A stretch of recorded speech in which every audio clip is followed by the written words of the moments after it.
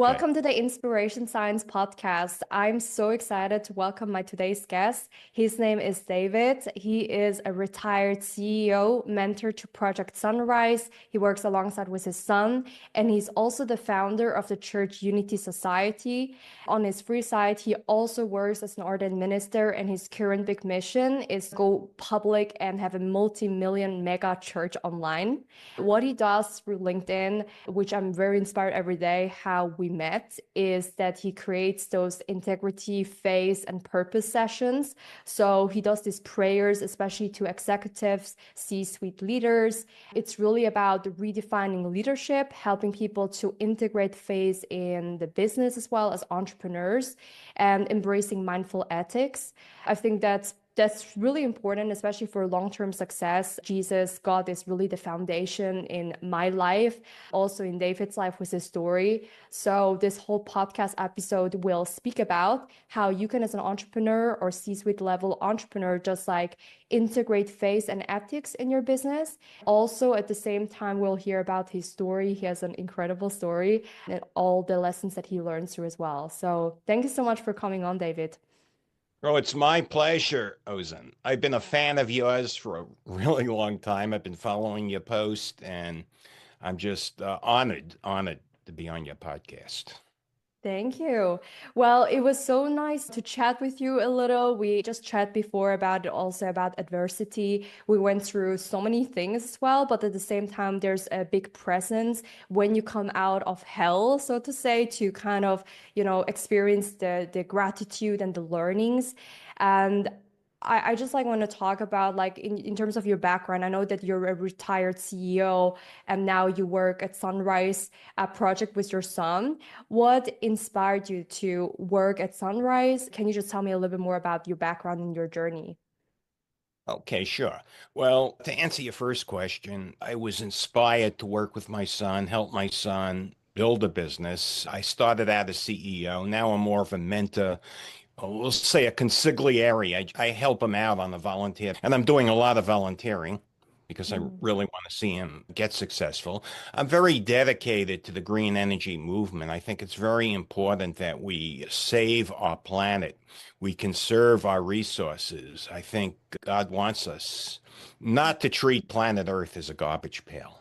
There's some people that believe, I believe to a degree, there's global warming. We're changing our environment. We really need to be less dependent on fossil fuels. I don't think we're ever going to be 100% solar or 100% nuclear or fusion, but the more we move in the direction of green energy, the better it is for our planet.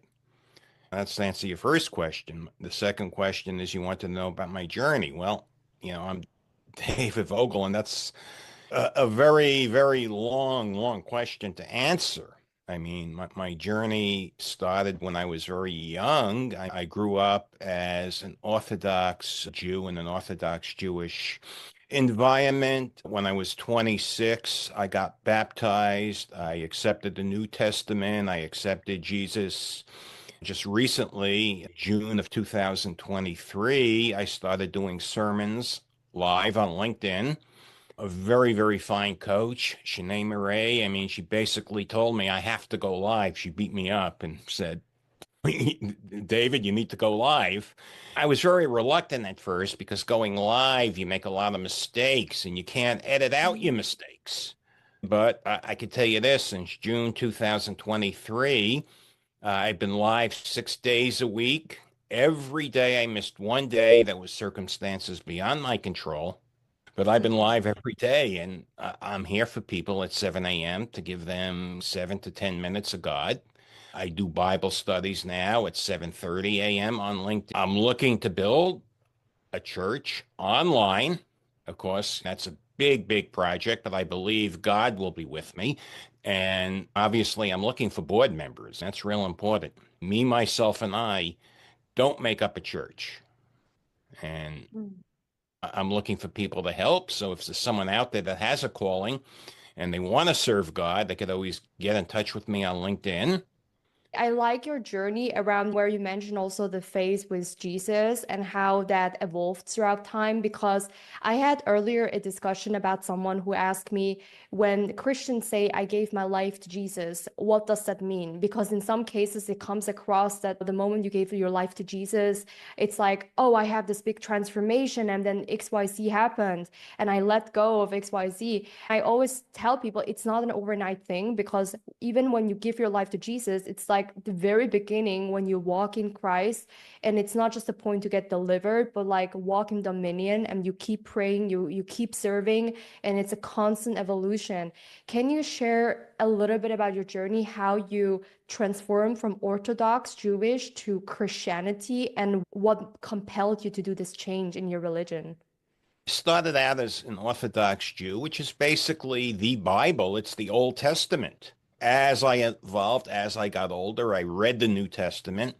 And then in the 1980s, I got married. My first adversarial situation where adversity struck me, the marriage didn't work out. I ended up just going to church. I had read the New Testament, and I spoke with the minister, and I was convinced that the Old Testament basically supports the New Testament.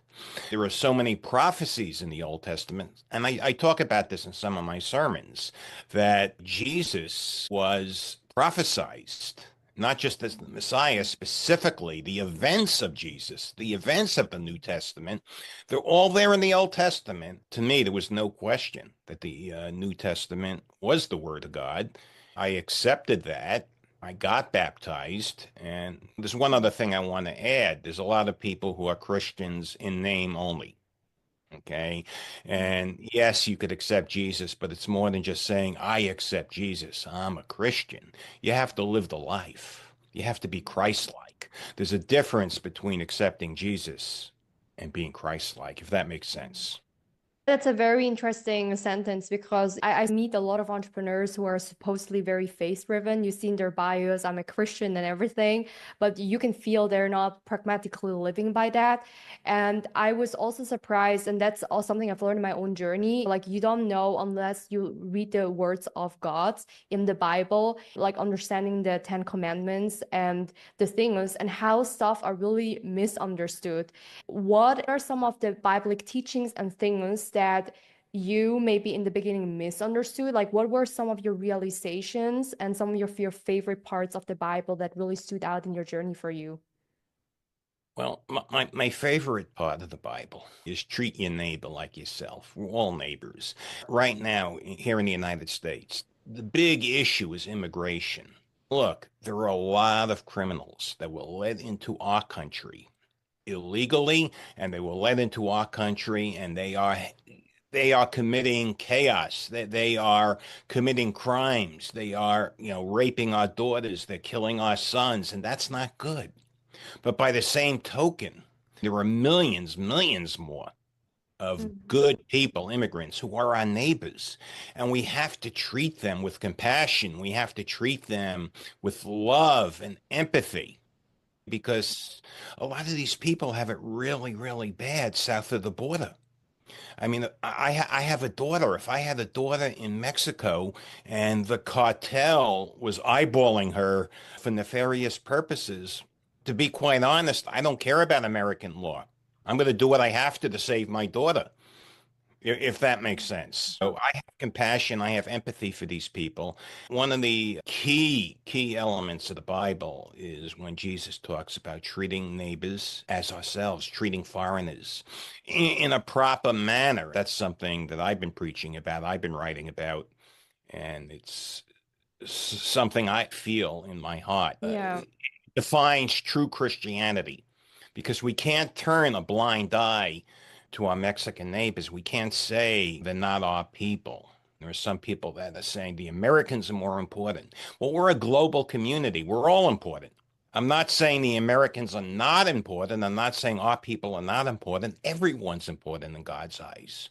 Now, true, there are a lot of criminals, and we shouldn't be letting criminals in, but we shouldn't be focusing on the bad element. We should be Mhm. focusing on helping people. And the bad element, the criminals, just like American criminals, they're just as bad. I wouldn't want to be the victim of an American criminal. It's not going to make me feel better that that person who tried to shoot me or rob me was an American, if that makes sense. Yeah. Yeah, it's so true. I think it's so important to have this self-compassion love for ourselves, for other people. I think it's something that through adversity, I've learned personally a lot of self-compassion because I'm like really hard on myself with certain achievements and things. And I know that you mentioned something in your story that really like stood out and shocked me. And it says that you spent 11 years in prison for a crime that you Yeah. didn't commit.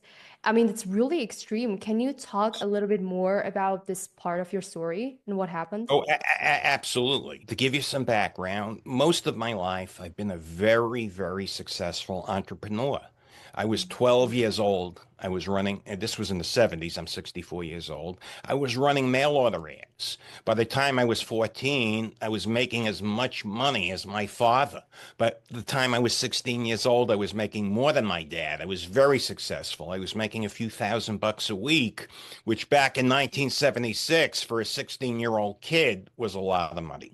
Okay. Then, later on in life, I was married. Most of my life, I've been in my own business, always successful, following the law. When I was a kid, I admit I did a few bad things. Well, let me confess here. I wasn't the best kid. As a teenager, you might say I was a scoundrel.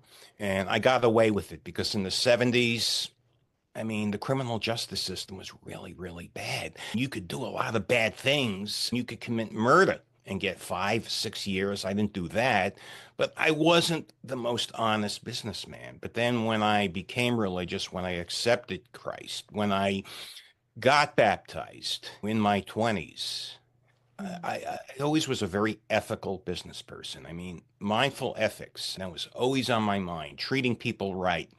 And I was always very, very successful. And Mhm. I started a business back in 2000, the year 2000. I had an online medication business, an online medical clinic, but it was not just online. What we did is we accepted patients, pain patients online, but we sent a doctor or a nurse to someone's home, just like an insurance company sends a doctor or a nurse to someone's home to do a physical. And we performed a physical examination. We took blood, we took urine, and we basically conducted a very thorough examination, but it wasn't the doctor that was prescribing the medication. The business model I discussed with my attorney. His name is Douglas Grover. He was a very good attorney. He was the deputy chief of Bobby Kennedy's organized crime strike force. He prosecuted the hierarchy of the New York Mafia. Okay. Okay. Very, very sharp guy. And he contacted the government on my behalf and discussed the business model. He took my business model, put it in writing, and asked for an opinion. And they could not say, he testified at my trial. I went to trial. Okay. He testified at my trial that the government could not say I was doing anything illegal. Moreover, the government had a website which described the pain business and the procedure for prescribing pain medication. This website was done in cooperation with some of the top universities here in the United States of America. Doctors, top people, they all contributed to the website. And the protocol on the website was the exact protocol they later prosecuted me for. They took down the website. The website disappeared. They basically, it's like you're shooting at a goal and they move the goalpost. When the facts don't fit the theory, discard the facts. And that's what they did. They discarded the facts. They took down the website. The very protocol that Mhm. they approved of, that they had on the United States of America had on their government website, was the same protocol they prosecuted me for. I went to trial. If I didn't go to trial, I would have got a slap on the wrist. They offered me a plea that was literally a Mhm. slap on the wrist, but I didn't want to take a criminal conviction. I didn't believe I was a criminal, and I Mhm. still stand by my innocence. Obviously, it was very disruptive in my life. going to prison, especially for something that I believe was ethical, I believe was 100% legal. What was like their main argument why you were like, why they saw you as a criminal? I'm not sure to follow that part. Their argument was that my doctors were writing prescriptions for medication outside the usual course of professional practice. That's a very subjective standard. Is it because you're not like officially a doctor in that case? Or like is it No, about the person's background or like because you just like outside of the usual like the dosage or like the things, the information that they had a problem with, or is it about your background? to clarify, I wasn't a doctor. The doctors wrote the prescriptions. Yeah. That wasn't the legal issue. The legal issue was the doctors did not write a valid prescription. Even though they wrote that prescription, it wasn't valid under United States law because the doctors, again, this is the language, were operating outside the usual course of professional practice, which Oh, is a wow. subjective standard. The Supreme Court just recently ruled that it is a subjective standard and the standard must be objective. That is a case that just came down. Of course, it's not helpful to me because in the United States of America, actual innocence is not a reason to revisit your case. So I can't go back to court and say, hey, the Supreme Court just said that my doctor should have been judged on an objective, not a subjective standard. I know that word. I mean, that's just one word, but it means so much because a subjective standard is any standard that the government wants to say is wrong. They basically said my doctors aren't acting like doctors. This is wrong. The crux of their case, according to the government, was that the doctor and the patient didn't physically meet, but we had insurance type nurses or doctors in some cases, most cases, registered nurses or nurses, go out to the patient and conduct the physical. We took blood. We did a Chem 28 blood test. We drug screened our clients. Clients had to provide a urine sample and we screened them for illicit drugs. We went through a very extensive procedure before we approved the client for pain medication. Yeah. Okay. Wow. But that's really crazy how the like because I heard stories especially in the States where people go to prison although they didn't commit the crime and it happens multiple times. They lose years like that you cannot go, get back. How did you do after that when you were in prison? Like, can you tell us what you've learned, how you experienced that, and how you overcame such an adversity from this? well, when I was in prison, it was not a lot of fun. I mean, basically, I'm associating with mostly evil people. There were some good people. There were some really great people I met. People Mhm. that didn't belong there and people that did belong there, but they were reformed. They really weren't bad people. But I would say 70, 80% of the people were very evil. They were Yeah. bad people. I had to deal with that every day, deal with evil. I had to deal with sociopaths on a regular basis. I mean, people who committed murder. I mean, people who did violent acts. I got through it. If you know my background, I used to work before all this happened. For many years, I worked with the Council for Unity.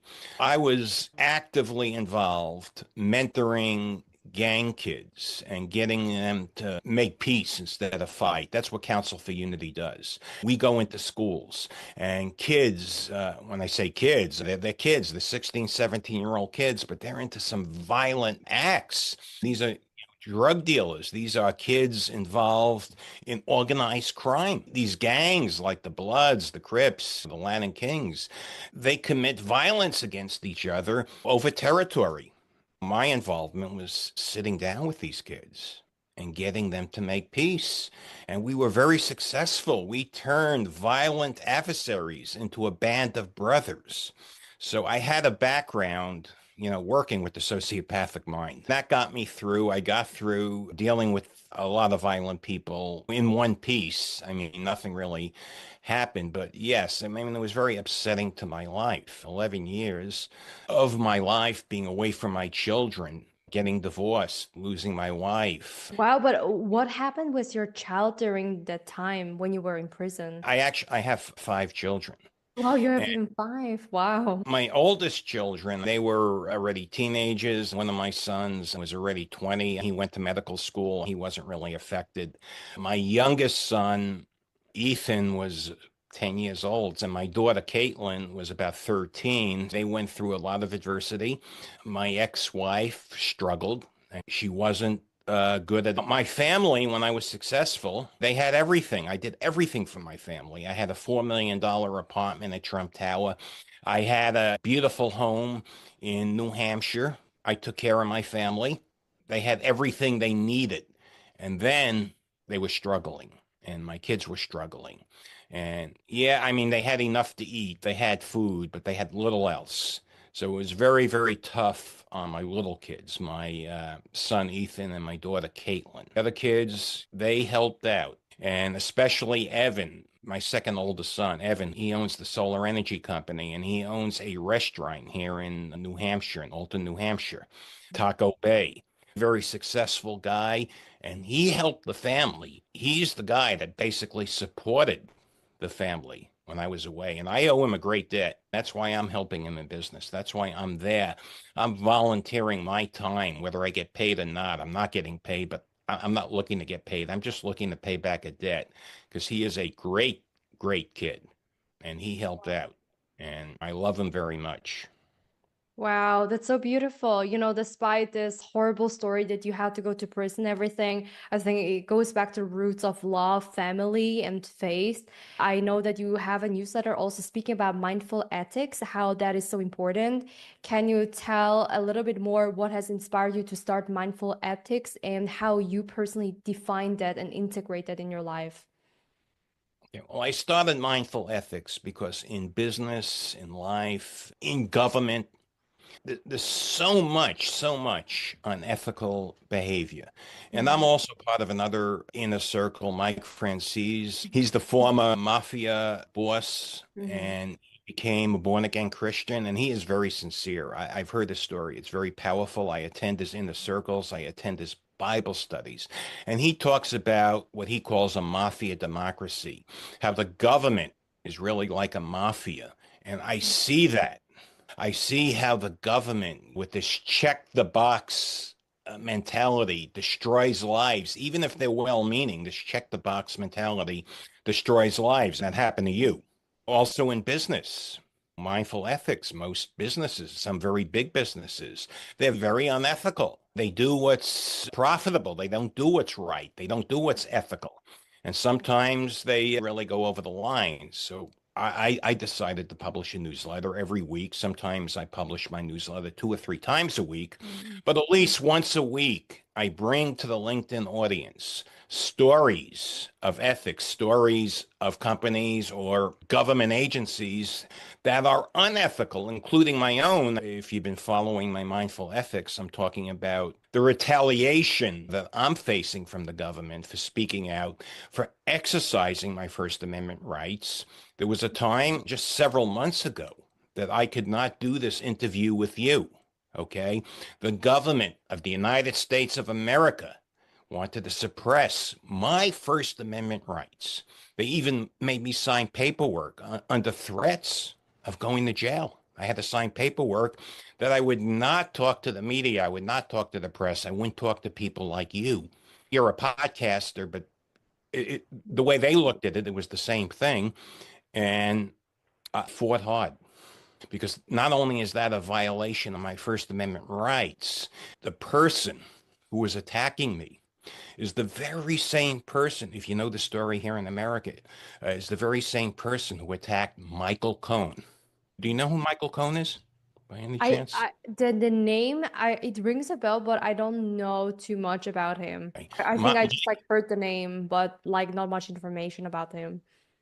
Michael Cohen, he was Donald Trump's attorney. And then when he went to jail, he was released like me, white collar criminals here in the United States. I don't consider myself a criminal, but by the government standards, I was. So they release you on home confinement. Well, when Michael Cohen was on home confinement, he was getting ready to release a book. about his experiences with Donald Trump. He was getting ready to appear on podcasts like I'm appearing here right now with you. And he was getting ready to do his own podcast. The government made him sign paperwork giving up his First Amendment rights. They didn't want him releasing the book. And they threatened him with jail. And he would not sign. Let me backtrack. He wouldn't sign. He was negotiating with his attorney. His attorney was there.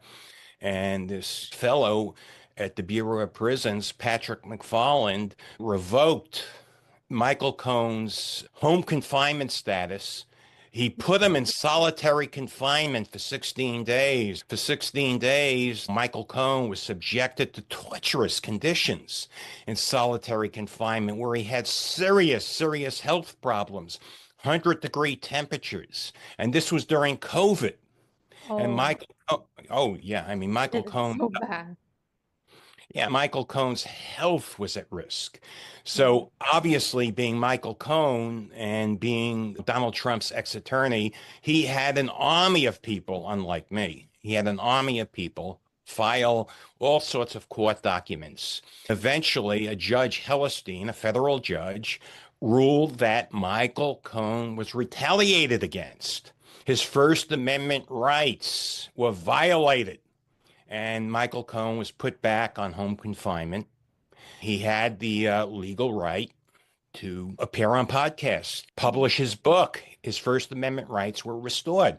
Well, the same thing happened to me. The very same person, this Patrick McFarland, tried to suppress my First Amendment rights. He tried to tell me I can't talk to people like you, Ozan. I can't talk to people on Good Morning America. I can't mm, talk to anyone in the press. And I fought hard. I eventually won my First Amendment rights, but the retaliation, it continues.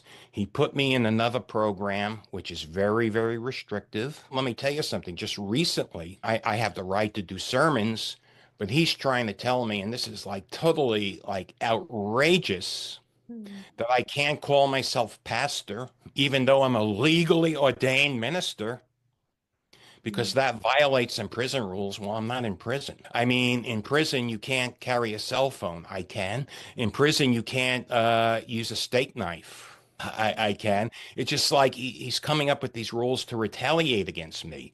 And then But also just why can you like not call yourself a pastor? Like what's wrong with that? he's telling me, at least right now, I'm on Michael Cohen status for another few months. In a few months, I'll be off. So I'm on this status where he's telling me he's quoting a rule in prison, but it doesn't really apply to me. But if he threatens to revoke my status, and he's done this multiple times, and he's been very, very abusive to me, he wrote me a letter. I'll be more than happy to share the letter with you, that calling myself pastor is a violation of the rules, because and that isn't in my rules. It isn't in my terms. Okay. Mhm. But he's trying to say that someone in prison can't call themselves pastor because they're using a ministerial Mm, title. But again, someone in prison can't carry a cell phone. When you're on home confinement, you could work. There's a lot of things you could do. mhm, Okay. Another thing, according to my terms and conditions that will last again for another few months, I'm entitled to take any medication that's prescribed by a licensed physician. Well, mm, just recently, his office sent me a correspondence that I could not take medication I've been taking for 4 years because I'm not authorized. I'm 64 years old. I have a lot of things wrong with me. I have a herniated disc in C5, C6. Okay. I'm in a lot of pain. I'm not showing it, but I'm on the computer all day. I'm writing sermons. I'm writing posts. I'm on my computer 14 hours a day. I am suffering in a lot of pain. I don't want to be a crybaby, but the doctor prescribed me medication. And, McFarland's office is basically telling me I'm not authorized to use this medication. If I use this medication, I could go back to jail for 3 or 4 months, even though a doctor prescribed it, and the terms and conditions of my home confinement allow me to use medications It doesn't allow me to use illegal drugs. I'm not asking to use an illegal drug, but this is a legal medication. So, I mean, it's just like a litany of things they are doing. They're trying to tell me my Church of Unity doesn't conform to their standards. It defies the imagination, but just think. Michael Cohen was in the same situation. Michael Cohen wanted to publish a book. Michael Cohen is negotiating the terms and conditions of his home confinement, and Michael Cohen wants to exercise his First Amendment rights. During negotiation, this Patrick McFarland just has them remanded to solitary confinement. And I will use the word torture because what Michael Cohen went through is torture. 16 days. Amnesty International calls it torture. Michael Cohen also was at serious, serious risk because this was during COVID. And Michael Cohen was released to home confinement because he was susceptible to COVID. He's not a violent guy. They wouldn't let him out if he was violent. What did he do? He negotiated. He raised his voice. He wanted to exercise his First Amendment rights, just like I did. Okay. And the same person says no. And I'm getting a little worked up, but I mean, everyone has a First Amendment right. And the freedom of religion, that's another First Amendment right. I'll be more than happy to share with you my correspondence with this guy, McFarland, on that. What I'm also curious about is like during the whole process, I can feel there's a lot of like frustration, a lot of like also anger and probably also resentment in that moment. When I speak to you, I mean, obviously you're very open, you healed through certain things and there's this forgiveness, but could you talk through how you could like connect perhaps to your purpose or like what is the thing that helped you get through these tough moments and be able to forgive others, yourself, and be like more in peace with all, of this frustration that you went through? Okay. What keeps me at peace is God and my thoughts on the future. I have a plan in mind to create a ministry, to create a church. I'm not going to be on Michael Cohen's status for very much longer.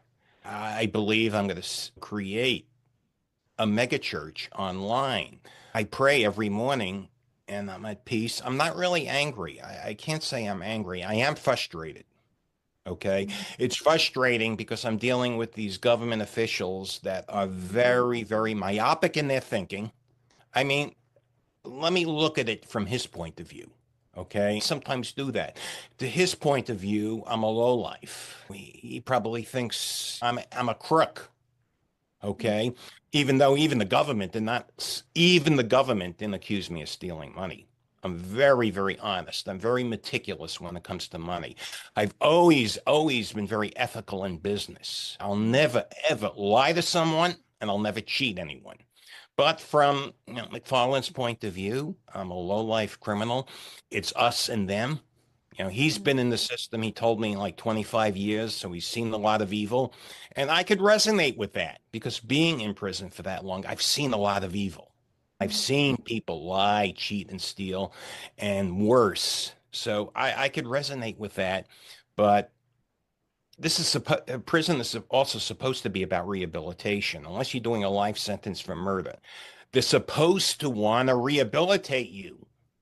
When I met with 7 officials here in New Hampshire, New Hampshire's a lot different. New Hampshire, even the government people, they're all smiles and they're all nice. It's like night and day. Originally, when I was arrested back, what was it, 2000, no, 2008, no, 2009, I'm Mhm. 64 years, 2009, in New Hampshire was real peaceful. Self-surrender, no handcuffs. You get down to Texas, where my case was at, if they put you in chains. Okay. The same thing. The attitude here of the New Hampshire government officials are real laid back. They're more friendly. That's why I moved to New Hampshire, to bring my family to a better place. I live in a town where people will stop their cars and let you cross the street if they see you at a crosswalk. I live in the town where people are friendly. They're more honest. I'm not saying there ain't no bad people. There are some bad people. But for the most part, the people are good here. The police, they're very laid back. You don't have police brutality here in New Hampshire. I get stopped for speed. I haven't been stopped for speeding in ages, but when I was younger, I had a lead foot. It's just like night and day from New York. The police are very laid back. They never gave me a ticket. They always gave me another chance, and they're just real friendly. In New York, it's a lot different, and I'm dealing with management in New York, and it's this, Mhm. and I'm not really angry. I'm frustrated because I want to move forward at a quicker pace. I mean, my goal is to rebuild. And this Mhm. might sound very strange to you, someone at my age, but I want to find a wife and I want to have more children. I really, really want to get married and have children. I love, Wow. I mean, yeah. Well, my happiest days, what brought me happiness in life? Nothing brought me more happiness than to waking up and hearing a toddler in the background. My toddlers always woke up before me and my wife, and they're always in the kitchen. They're always smiling and laughing, and I hear the laughter, and it's just so beautiful. It's just so serendipitous, and I want that again. Yeah. Okay. That's so But beautiful. And I love that it doesn't surprise me about, rebuilding life at any age. I've talked to also like a lot of people like throughout different age groups. I think people always go through so many identity shifts and the purpose also evolves and you rebuild it again at any given time. Can you tell me a little bit more like how did your purpose evolve from your 20s until now in your 60s? Like did that change? Did you had a common purpose? Like, where do you stand right now? What's evolution look like? well, my purpose. Well, I was in my 20s. My purpose really wasn't defined, to be honest. I got married the first time. It didn't work out. We had a kid together, one child. I have five kids, one from my first marriage, four from my second marriage. My purpose really was just to make a lot of money. I got to be honest. I'm not going to lie to you. I mean, yes, I was a Christian. I think I was more of a Christian in name, although I believed in God. I believed Mhm. in ethics. I always believed in my 20s in mindful ethics, in doing the Mhm. right thing. But I was very motivated by money. In my 30s, probably the same thing. In my 40s, I started the health management business. I started an online pain clinic. It was very successful. I was making millions and millions of dollars a year. I took Mhm. care of my family. Oh, by the way, I donated a big percentage of what I made to Council for Unity.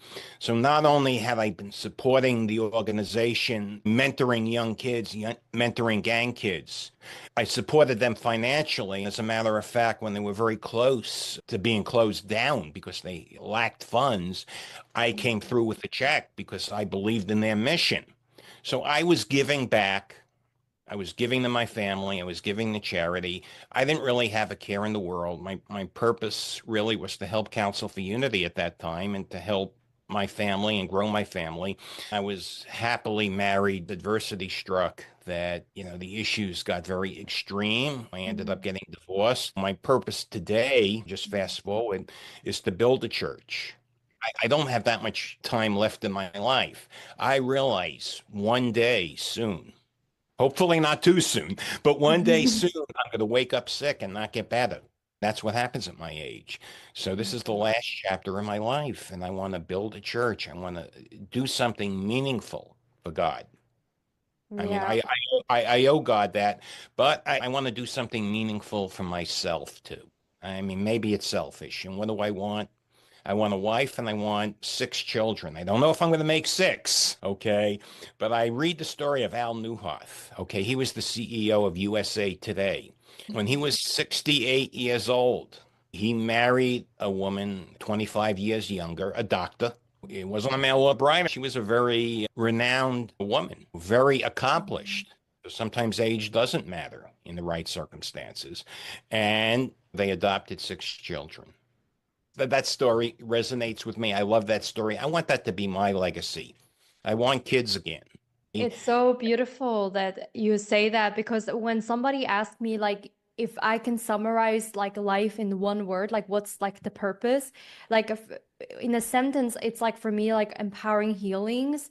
I think there is a calling that Jesus all gave to us, but there is like the thing where I always call it like reproduction. It's always kind of a form of reproduction, like in animals kingdom, in also human kingdom, whether it's through babies and things. And I feel this like the reproduction of like the way, the impact, the legacy, how we rebuild things, how God uses people very strategically to call up to his kingdom and serve different ways. And with your mega church vision online, can you tell us a little bit more about it, how you imagine and how people can like join the mission as well with you? Well, I imagine a year or two from now, well, maybe not in 1 year, but in, let's say, 2 years, having 1 million people, 1 million followers. I mean, look, Shanae Murray, I love her story. She developed 1 million followers in a very short period of time. I could see with this type of mission, the Church of Unity, developing 1 million followers. What I believe is that God will manifest himself in the goodness of Mhm. people.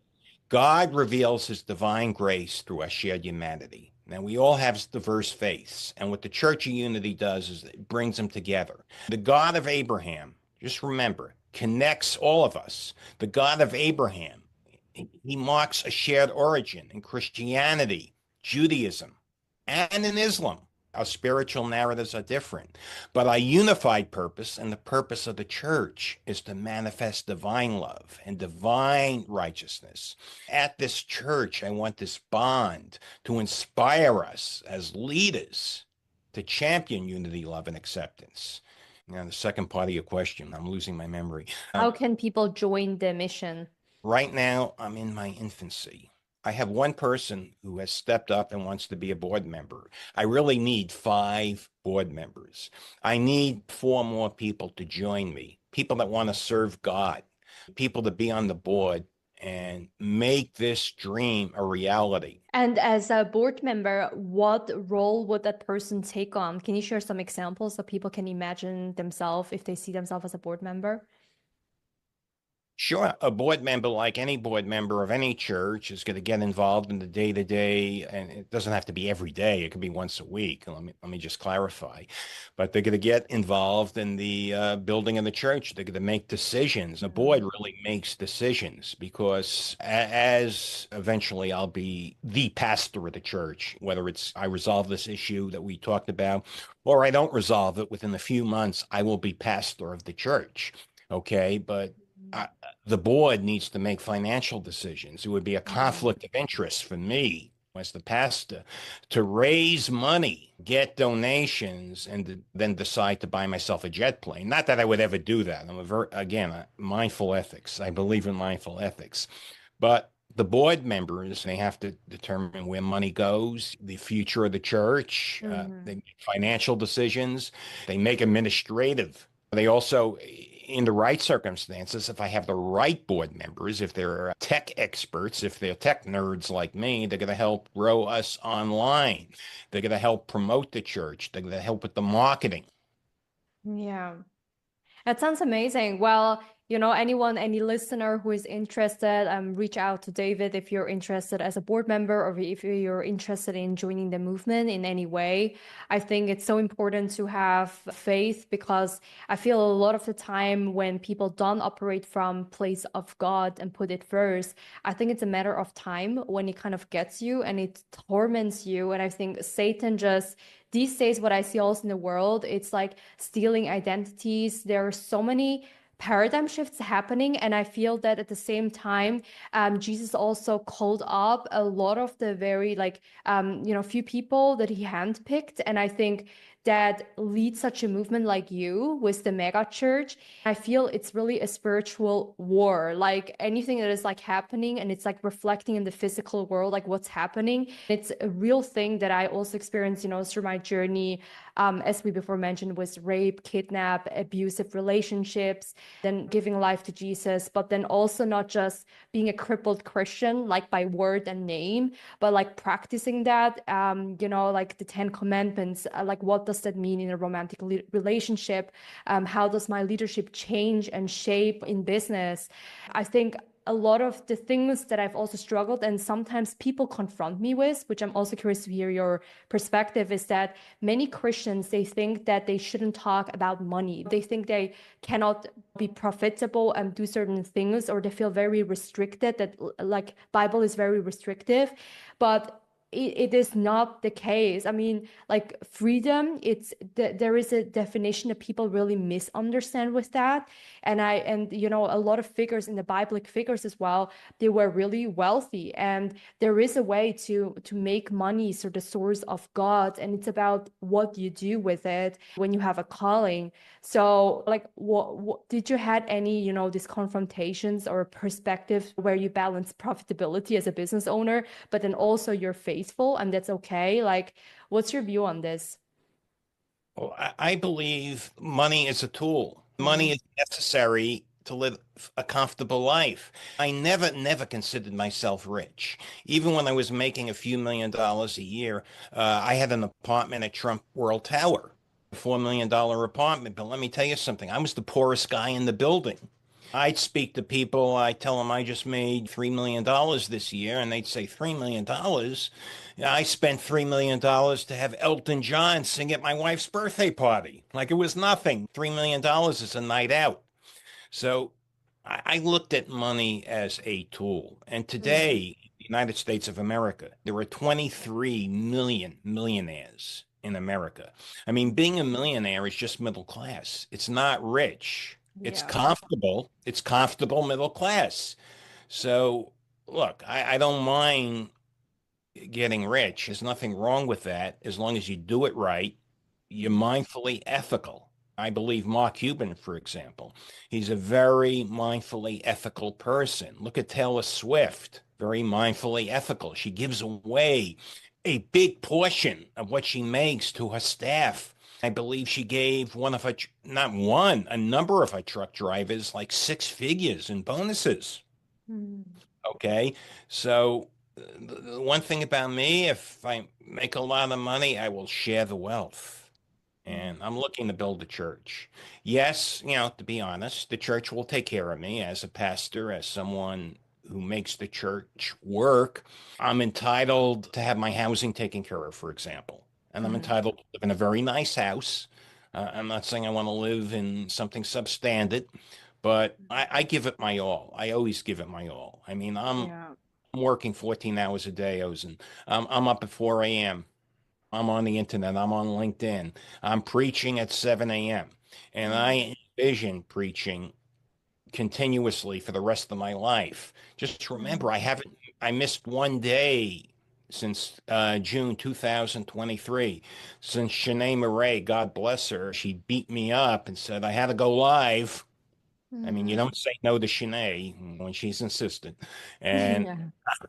I went live, okay, in June, and I made the commitment to her to go live 6 days a week, which I've Mm, done since June. I'll be there Sunday. Saturday's my day off. Today's Friday.